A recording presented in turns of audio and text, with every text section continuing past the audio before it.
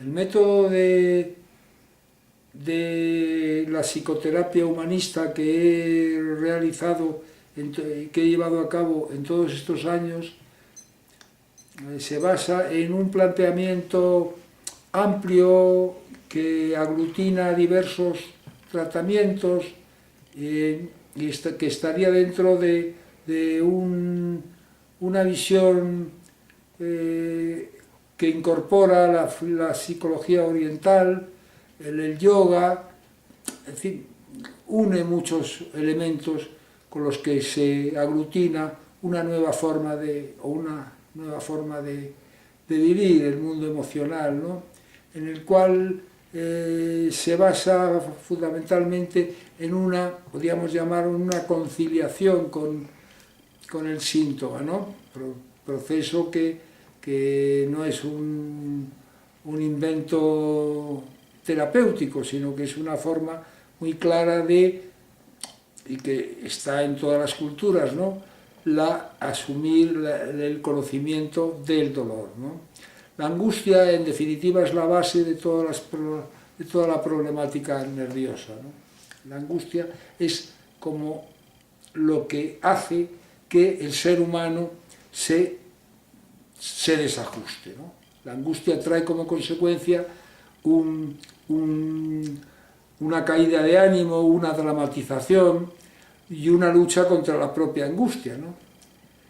Cosa que en algunas terapias, como la terapia de Viktor Frankl, el famoso psiquiatra que escribió ese libro célebre, El hombre a la búsqueda de sentido, plantea la llamada al síntoma, ¿no? Que es una forma, como una especie de exorcismo paradójico que de alguna manera lo que consigue es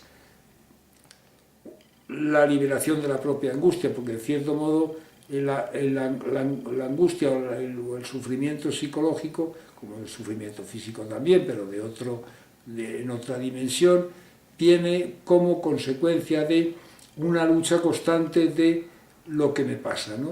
O sea, solo un filósofo de la India muy importante hablaba de que en relación con el dolor, él decía: quédate con el dolor, no escapes, quédate con eso, con la cosa, ¿no? Decía él, porque eso produce una energía extraordinaria. Efectivamente, la angustia, es decir, yo mismo en la consulta he tenido muchas situaciones en las que yo me ponía como un ejemplo simbólico que sirviera para la gente para explicar qué era lo que yo estaba haciendo, ¿no?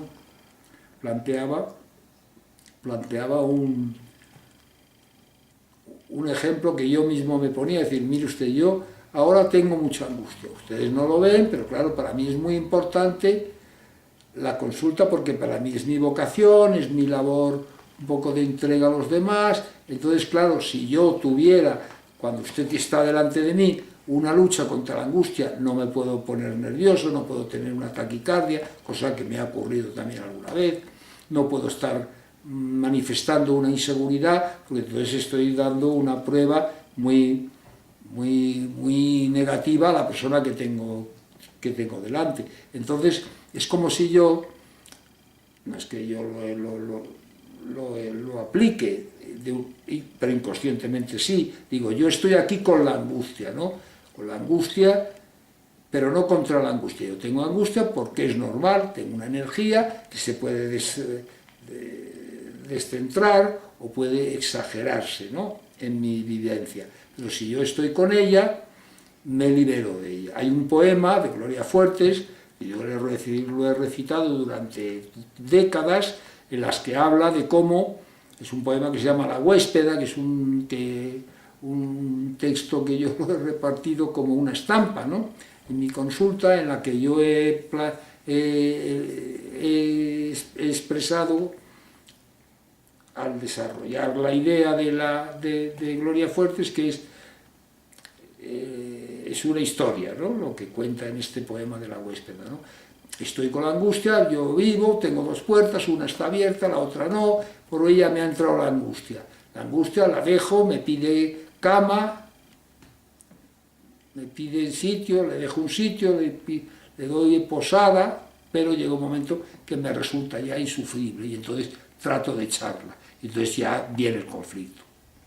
Entonces, dice el poeta Fuertes en el poema, dice, he intentado echar a la angustia, he ido al abogado, me dice que no, que ya ha metido los muebles, que no la puedo echar. Y entonces hay un momento final hermoso y emocionante en la que llega la angustia enferma, la angustia, que es la persona con la que ya no podía convivir. Y entonces le viene preñada de esperanza. Entonces dice, ¿cómo la puedo echar?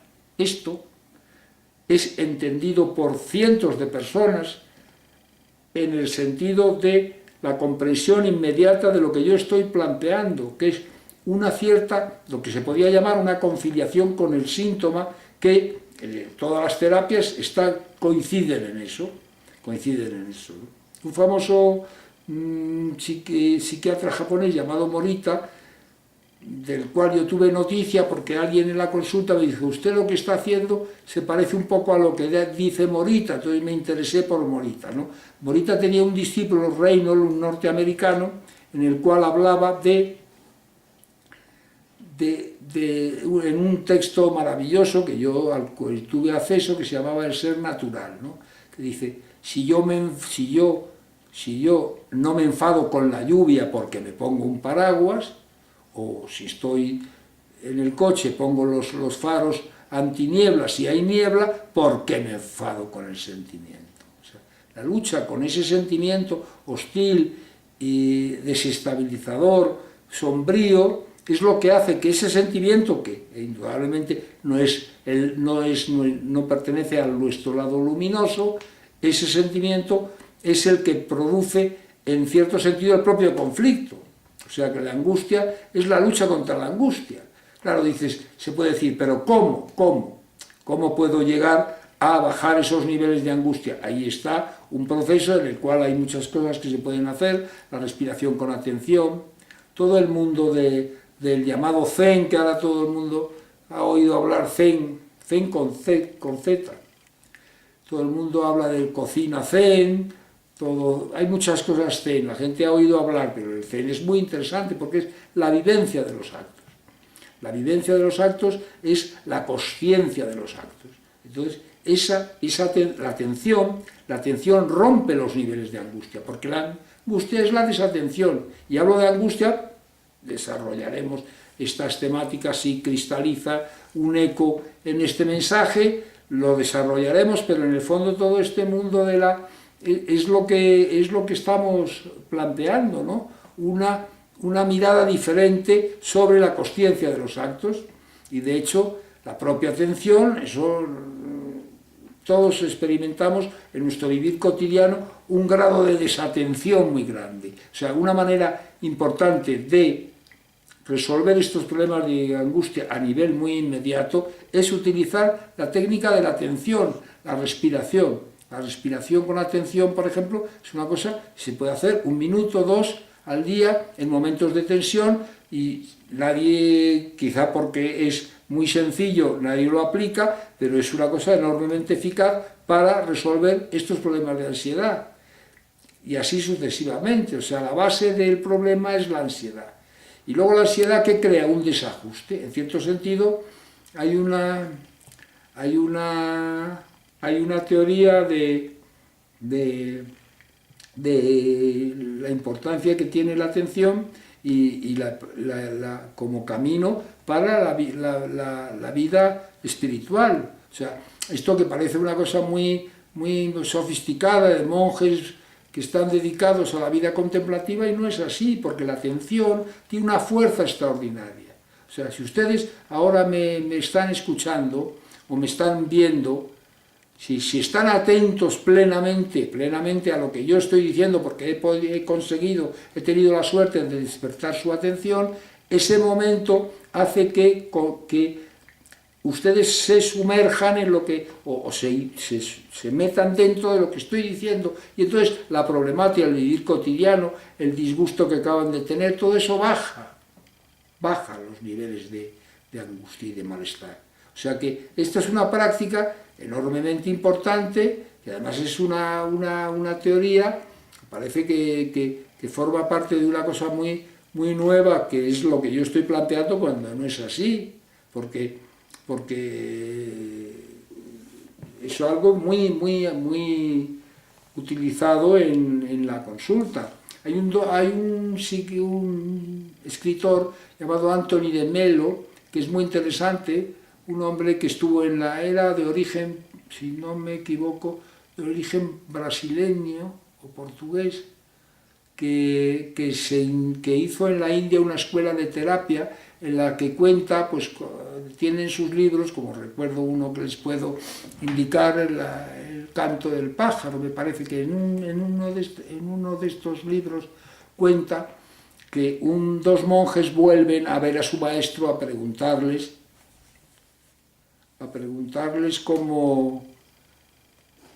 cuál es el camino a seguir, les pregunta. Y entonces llegan los monjes a preguntar. Entonces uno de ellos le dice: venimos a hacer como un reciclaje, ¿no? Han sido muchos años, hemos recibido su doctrina y ahora venimos a saber cómo hemos avanzado. Y entonces el maestro dice: solo os voy a hacer una pregunta. Cuando entrasteis y al descalzaros al entrar, los zuecos, los que traíais, y un paraguas, los zuecos estaban a la izquierda o a la derecha del paraguas. Y entonces ellos se quedaron desconcertados sin saber qué decir, y entonces el maestro dijo: no habéis trabajado la atención, volver otra vez y estar otros tantos años en este camino de la meditación. Entonces es esto. Es la cosa más elemental y más profunda, porque es la vivencia del aquí y el ahora. A lo mejor suena un poco místico, o espiritual o esotérico lo que planteo, pero la atención practicada en dosis sistemáticamente aplicadas a los momentos de tensión, baja esa angustia. Yo muchas veces lo he aplicado, he respirado con atención en situaciones de tensión o de estrés, o ahora cuando termine esta pequeña charla, probablemente tenga un grado de tensión muy grande. Entonces, si yo aplico esa respiración con atención, porque no hay que meterse en complicaciones de dificultad, sino que es muy sencillo, pero es ir ganándole terreno a la atención. Esa es la felicidad que es estar atento, ¿no? Como un pensador de la India que yo no cito porque como es tan fascinante y tan poético, pero tan difícil de entender, que crea hábito, entonces no lo voy a decir. Pero hay una cosa muy buena que decía que había que estar pasivamente alerta, que parece una contradicción, porque estoy pasiva o estoy activa, o estoy alerta o no estoy alerta. Pues no, estar pasivamente alerta significa un estado de estar en las cosas plenamente consciente de lo que ocurre, pero sin esta cosa crispada, compulsiva de la tensión, que es lo que nos lleva, en cierto sentido, a una huida superior. ¿Qué es lo que planteamos? Una vida superior, una vida sencilla, el nirvana. ¿El nirvana qué es? El nirvana no es una cosa esotérica de unas gentes muy raras que vemos en las estampas de la India, una gente que está como en otra dimensión, los santones, no, el nirvana es el que ha alcanzado la libertad. Y